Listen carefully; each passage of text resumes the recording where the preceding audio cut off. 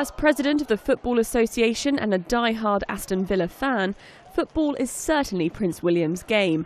And with the sport just about to become part of the national curriculum in China, the Duke of Cambridge visited a school in Shanghai to watch children take part in a football masterclass, led by Premier League trained coaches.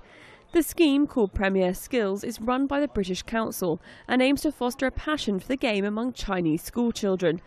Later, at an awards ceremony, the Duke of Cambridge praised the student exchanges between Britain and China. This is not a one-way traffic.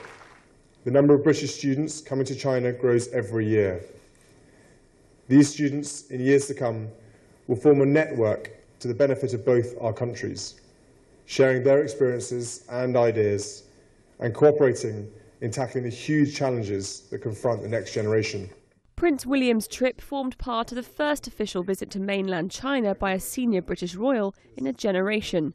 Next up, the Prince will visit an elephant sanctuary and a nature reserve before his trip is over.